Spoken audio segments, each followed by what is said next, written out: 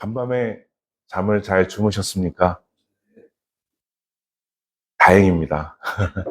요즘 여러 일로, 또 여러 사건으로 잠을 이루기가 어려울 때가 많습니다. 개인적인 일들로, 또 사회적인 일들로 우리는 잠이나 또 식사나 가장 기본적인 삶을 살아내야 되는 것들을 정상적으로 하기가 어려울 때가 많습니다. 참 쉽지 않은 때인데, 이때에 하나님의 말씀을 듣기 위해 이 자리에 모이신 여러분들을 주님의 이름으로 정말 환영합니다. 여러분, 우리는 때때로 인생의 목표를 세우며 살아가기도 합니다.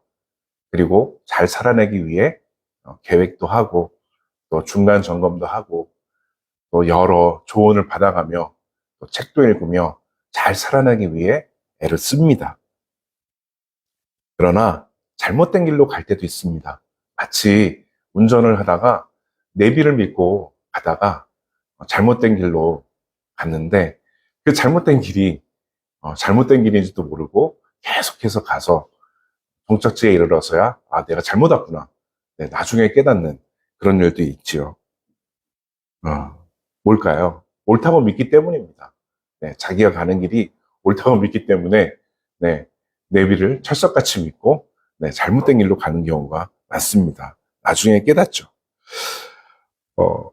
어떻게 해서 이렇게 되나 보면은 사람들은 세상의 가치관과 그리고 다른 사람의 평가에 많이 의식해서 자기의 본래 목적을 잃고 살아가게 되는, 그릇된 길로 가게 되는 경우가 있습니다. 마치 오늘 본문에 나오는 성전이 본래 목적이 있는데 이 본래 목적을 잃어버리고 장사하는 집으로 변해버린 것처럼 말입니다. 예수님은 이때 어떻게 하셨습니까?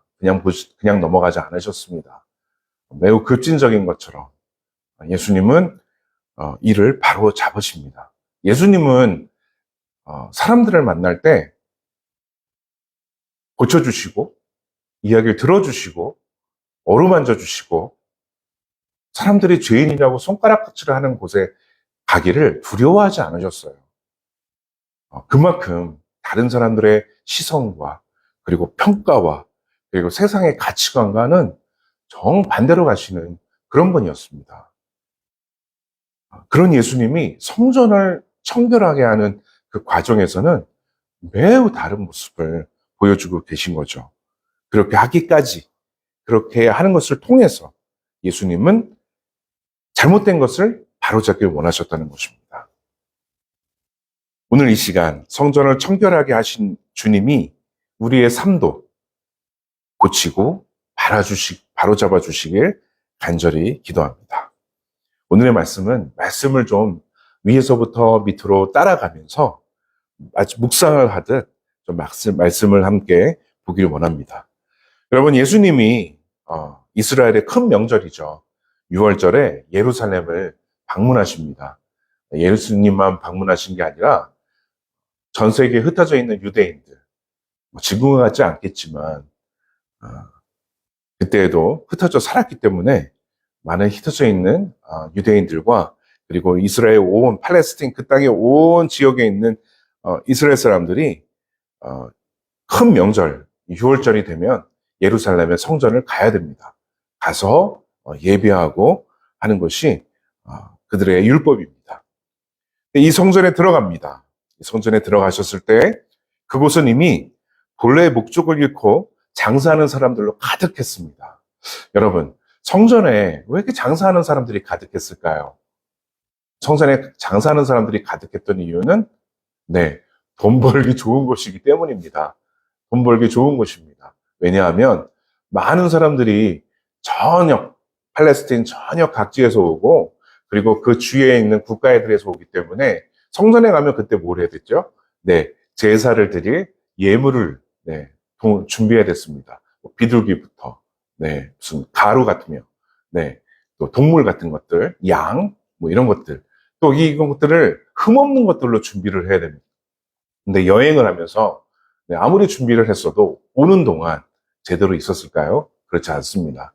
그래서 어떻게 보면 편의를 제공하기 위해서 편의를 제공하기 위해서 성전에서 그런 것들을 바꿔주고 팔고 하는 것들이 있었던 거죠. 근데 하필 이런 것들이 성전 뜰 안에서 있었던 겁니다. 여러분, 성전 뜰 안은 굉장히 또 중요한 곳이고 사람들이 많이 모이는 곳입니다. 하필이면 이 성전 뜰 안에서 이런 것들이 횡행했던 것입니다. 왜 그럴까요? 네, 성전 밖에서는 로마 사람들의 영역이기 때문입니다. 성전 뜰 안에서는 유대인들, 즉 제사장들의 어떤 그 영향력이 잘 미치는 곳이기 때문에 제사장들의 이권과 정치적인 이런 것들이 작용했던 것이죠. 예를 들면 환전상도 있었는데 성전세를 바치게 되어 있습니다. 성전세를 바치게 반셰켈을 바치게 되어 있었는데 성전세를 바치려면 돈을 내야 되잖아요. 근데 세상에 그때의 당시의 돈은 그때 지배자의 얼굴이 새겨져 있는 동전입니다. 근데 여러분, 이것은 우상숭배로 봤습니다. 우상숭배라고 봤던 그 이스라엘 사람들이 이 동전을 바칠 수 있을까요? 아닙니다. 그래서 다른 동전으로 바꿉니다. 거기에 커미션을 붙여서 바꾸고요. 그리고 그 커미션을 고스란히 그것을 관리하고 있는 제사장들과 기타 등등의 사람들의 이권의 주머니에 들어가게 된 것이죠. 우선순위가 바뀐 겁니다. 사람들의 편의와 효율성을 앞세워서 사람들의 욕심과 이런 것들로 우선순위가 뒤바뀌게 된 것이죠. 여러분, 사실 더 중요한 것은 무엇입니까? 하나님을 예배하는 것입니다. 과부의 두레돈을 기억하실 것입니다. 하나님은 마음을 보십니다. 하나님은 그 중심을 보십니다. 하나님은 그 예배하는 마음을 보십니다. 예수님이 그걸 알려주셨습니다. 그런데 사람들은 그 하나님께 나아가는 그 예배보다도 그 앞에 나아가는 형식, 율법, 거기에 얽매여서 그 제도에 얽매여서 많은 사람들은 그것을 따라가야만 했고, 그리고 그것을 이용하여서 자기의 주머니를 채우는 사람들도 있었던 것입니다. 우리 예수님을 믿는 사람들은, 하나님을 따르는 사람들은 이런 편의와 효율성을 따지는 시대 속에서도 신앙의 본래 목적을 잊지 말아야 할 것입니다. 지금은 굉장히 시대가 많이 바뀌게, 빠르게 바뀝니다. 우리가 느끼지 못할 정도로 많은 것들이 빠르게 바뀝니다. 그리고 그러한 문화들이 우리 교회 안에 들어오게 됩니다. 우리는 좀 분별해야 될 것입니다. 우리가 그런 것들을 활용하는 데 있어서 좀 앞서야겠지만 정말 중요한 것을 우리가 잊지 말아야 될 것입니다. 하나님을 예배하는 그 마음과 자세와 그 태도가 중요하다는 것. 그래서 어쩌면 우리 지저처치가 이제는 현장 예배로 우리가 함께 모일 것을 거듭 촉구하고 권면하는 것일지도 모릅니다. 왜냐하면 함께 모여야 그런 것들을 기억할 수 있고 우리가 마음을 모을 수 있기 때문입니다. 17절을 계속해서 보겠습니다. 17절을 보면 예수님이 성전을 청결하시게 하는 모습을 보면서 제자들이 이렇게 합니다. 이런 말씀을 기억합니다. 주의 전을 사모하는 열심이 나를 삼키리라. 시편에 있는 말씀입니다. 여러분, 주님은요, 열심으로 성전을 정화하셨습니다. 예수님이 내셨던 그 열심은 단순한 감정적인 반응이 아닙니다. 단순하게 보시고 화가 나셔서 뒤엎으시고 그런 것이 아닙니다. 그 동기를 봐야 할 것입니다. 예수님의 그 열심은 하나님을 향한 깊은 헌신이었습니다. 열심히 나를 삼키라는 말씀은요, 예수님의 죽음을 예고한 내용일 수도 있습니다. 죽기까지 그 죽음으로 우리를 구원하시고 참된 성전인 예수님을 통해 하나님께 나아가는 길을 여는 열심의 완성입니다. 여러분, 죽기까지 사랑하신 그 예수님이 본인 스스로가 사람들이 바꿔서 드려야 하는 그 양들, 비둘기, 그런 것 같은 스스로 어린 양이 되셔서 그 성전을 정화하는 열심을 우리 사람들에게 이 말씀을 통해서 우리에게 보여주시는 것입니다. 왜 그러셨을까요? 예수님은요, 하나님의 뜻을 위해 그 열심을 내셔서 그 하나님의 뜻을 이루어내기 위해 그 몸을 아낌없이 헌신하셨던 것입니다. 19절에서 21절 말씀 보시면 예수님은 표적을 구하는 유대인들에게 다 자기의 몸을 가리켜서 성전이라고 하십니다. 이 성전을 헐라. 내가 사흘 동안에 일으키리라. 여러분, 근데 이 이야기를 듣고 사람들이 오해하죠. 네, 어쩌면 잘 깨닫지 못합니다. 예수님이 말씀하신 성전은 예수님 자신입니다. 참된 성전, 그 예수님 자신을 말하는 것입니다. 그런데 사람들은 자기 조상들이 세웠던 46년 동안 걸렸던 그 성전을 얘기하는 줄 압니다. 그런데 예수님은 이 성전을 헐라 내가 사흘 동안에 일으키리라. 그 성전은 예수님 자신을 말한 것입니다. 사람들은 성전을 얘기할 때 눈에 보이는 가시적인 그 성전을 말합니다. 자기네들의 업적이 되고 자기네들의 자랑이 되고 그리고 자기네들의 상징이 되는 표징이 되는 그쵸? 자기들이 중심이 됩니다. 사람이 중심이 되는 겁니다. 그런데 예수님은 그 성전을 정화하시기 위해 허시고 그 몸이 부활하셔서 다시 세우시겠다고 하시는 것입니다.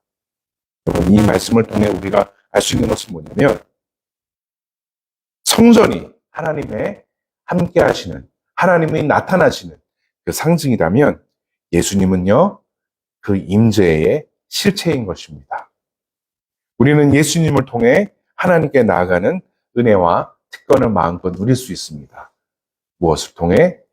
성전이신 곧 그 예수님이 우리와 함께 하심, 우리와 함께 하셔서 살아가시는 그 예수님, 그 예수님이 우리와 함께 하시기 때문에 우리의 매일의 삶이 은혜와 그리고 특권의 삶이 이루어진다는 것입니다.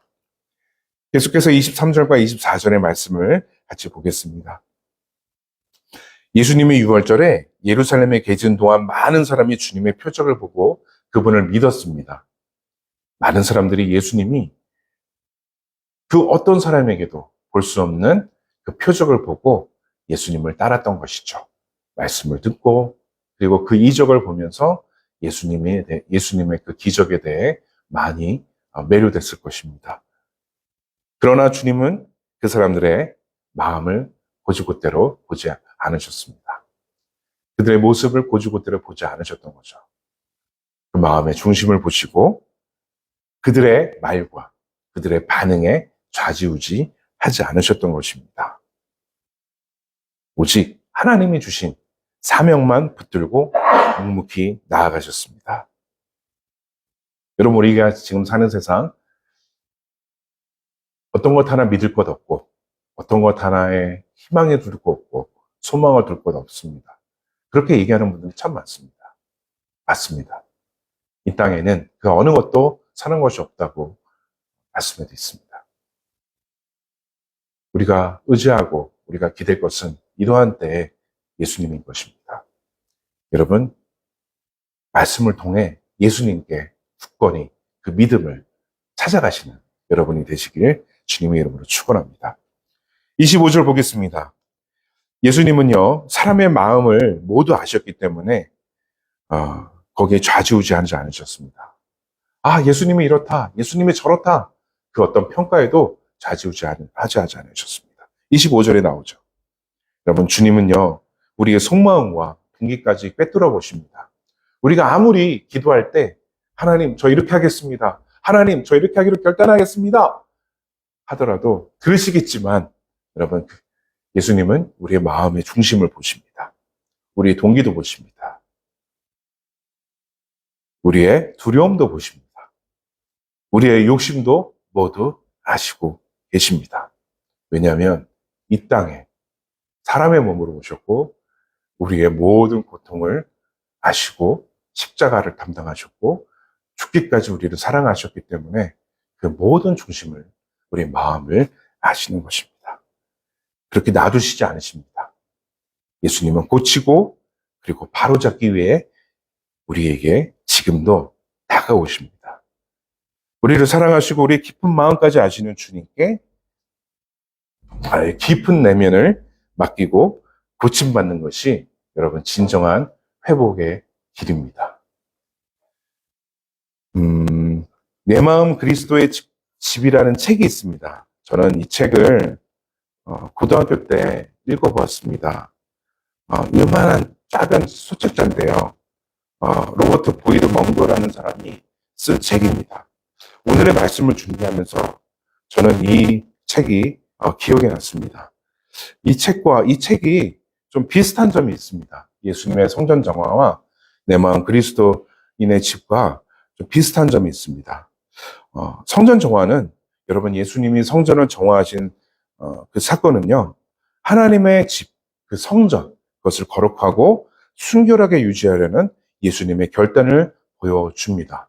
그리고 사람들에게 그 눈에 보이는 그 성전이 곧 하나님의 계신 곳이 아니고 우리 안에 예수님을 구주로 고백하는 그 사람들 마음 안에 그곳이 바로 성전이 됨을, 하나님이 임재하시는 곳임을 바로 알려주시기 위해 예수님께서 그렇게 결단하신 거죠. 이는 우리의 마음 또한 성령의 거처로서 거룩해야 된다는 겁니다. 정결해야 된다는 겁니다. 여러분, 내 마음 그리스도인의 집은요, 마음이 여러 방으로 비유됩니다. 각 방을 깨끗해야 된다는 메시지를 전달합니다. 이것은요, 마치 요한복음에서 예수님이 제자들의 발을 씻기며 그들의 마음과 행동을 정화하려는 그 모습과 맥락을 같이 합니다. 그래서 여러분, 7개의 방을 한번 여러분께 소개해 드리겠습니다. 첫 번째, 현관입니다. 예수님이 우리의 집에 처음 들어오시는 부분을 상징하는 겁니다. 이건요, 우리의 마음을 예수님께 열고 그분을 우리의 삶으로 초대하는 시작점입니다. 여러분, 거실이 있습니다. 이 방은 예수님과의 교제를 상징합니다. 이것은요, 예수님과의 만남을 가지며 영적을 대화를 나누는 중요한 것을 깨닫게 합니다. 그 다음에 서재가 있습니다. 여러분, 서재는요, 우리의 생각과 정신활동을 상징합니다. 예수님이 우리의 생각과 가치관을 점검하고 우리의 마음을 하나님의 말씀으로 가득 채우기를 원하시는 겁니다. 주방이 있습니다. 주방은 우리의 욕망과 열망을 상징합니다. 예수님께서 우리의 우선순위의 삶과 우선순위와 삶의 목적을 다시 정립하도록 도와주십니다. 다음 작업실이 있습니다. 이것은 우리의 재능과 능력을 사용하는 것을 상징합니다. 예수님은 우리가 가진 재능을 하나님 나라를 위해 효율적으로 사용하도록 이끌어 주십니다. 그 다음에 옷장이 있습니다. 옷장은 숨기고 싶은 죄악이나 비밀을 상징합니다. 예수님은 우리의 깊은 곳까지 청결하게 하시기를 원하십니다. 마지막으로 침실이 있습니다. 침실은 우리의 사적인 생활과 순결을 상징합니다. 예수님께서는 우리의 성적인 순결과 도덕성을 소중히 여기십니다. 여러분, 우리는 하나님의 계획과 목적에 맞게 살아야 함을 말씀을 통해 우리가 알고 있습니다. 어떤 목적이 있습니까? 예수님과 닮아가는 겁니다. 예수님과 같이 닮아가는 삶을 사는 것입니다. 그리고 예수님과 함께 이 땅을 살아가는 것이고, 하나님께서 부르시는 그날에 우리는 그 앞에서 주님의 이름을 고백하며 우리가 영원한 상급을 받게 되는 그날까지 신실하게, 성실하게 이 땅을 살아가야 될 미션이 있습니다.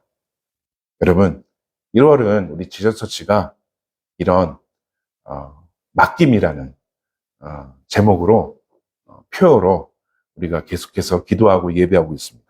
특별히 1월은 새해를 맡김이라는 표어를 가지고 기도하고 있습니다. 여러분, 새해를 맡기는 것 어떻게 하시겠습니까? 오늘의 말씀을 통해서 어떻게 하면 좋을까요? 여러분, 예수님은 내 안에 사는 분이십니다. 예수님은 내 안에 사는 분이십니다. 그래서 우리 모두 한 명 한 명이 성전이 되길 여러분께 권면합니다. 여러분, 우리가 어떻게 하면 우리 마음을 거룩한 성전으로 우리가 정결하게 유지하며 살아갈 수 있을까요? 먼저 예수님을 초대하십시오. 오늘 우리 말씀에 성전을 거룩하게 하시고 정결하게 하시고 다른 사람들의 그 성전에 대한 인식, 하나님에 대한 생각, 그것을 바꿔놓으셨듯이 예수님은 우리 안에 오셔서 그 일을 충분히 하실 수 있는 분입니다. 아니, 거룩하게 하시는 분이십니다. 우리가 초대해서 듣고 우리 각 방에 내 삶의 영역 안에 예수님을 초대하시기 바랍니다. 그리고 그 예수님이 말씀하시는 것을 우리가 묻기만 하지 말고 들으시기 바랍니다. 이때는 거룩한 경청이 필요합니다. 묻기만 하지 말고 우리가 듣길 바랍니다. 내 각 방에, 작업실에, 침실에, 내 주방에 대해서, 심지어 내 현관에 대해서, 각 영역에 대해서 말씀하시는 예수님의 그 거룩한 말씀을 들으시기 바랍니다. 여러분, 듣고 깨닫고 돌이키는 시간이 되시길 바랍니다. 회개는 다른 것이 아닙니다. 우리가 예수님에 맞게, 예수님이 원하시는 대로 그런 삶을 살아갈 수 있도록 예수님을 초대하고 듣고 그렇게 살아가도록 결단하는 것입니다. 이럴 때 우리가 이렇게 고백할 수 있겠죠. 주님, 말씀하십시오. 한 말씀만 하십시오. 제가 듣겠습니다.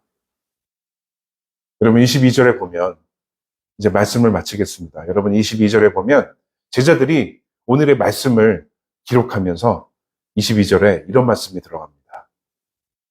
성전 정화의 사건을 아마 그때는 제자들이 다 이해를 못했나 봐요. 그런데 예수님이 십자가를 지시고 돌아가시고 부활하신 후에야 그 말씀이 무슨 말씀인지 깨달았다는 거예요. 여러분, 우리 그럴 때 있잖아요. 저는 장례 예배 갈 때마다 부모님이 권사님이시거나 또 아버님이 목사님이셨는데 자녀들이 신앙생활을 잘 안 했어요. 근데 부모님이 돌아가시고 나서야, 그때 부모님이 엄마 아빠가 이런 얘기 했는데, 그때 이 얘기한 게 그것 때문이구나. 그래서 다시 신앙생활을 하게 되는 그런 사례들을 종종 보거나 듣기도 했습니다. 여러분, 깨달아 하시기 바랍니다. 이 새벽에 깨달아 하시기 바랍니다. 그리고 내 삶에 이 하나님의 말씀이, 예수님의 말씀이 우리 내 삶에 온전히 임하여 줄 수 있도록 이 시간 예수님을 초대하십시오. 내 삶에 예수님을 초대하고 들으시고 그리고 거룩한 결단을 하는 이 시간이 되시길 주님의 이름으로 축원합니다. 여러분, 기도하실 때 온전히 내어 맡기는 기도를 하시기 바랍니다. 1월 새해를 맡긴다는 것은 시작을 맡긴다는 것입니다. 여러분, 1월만 시작을 맡길까요? 아닙니다.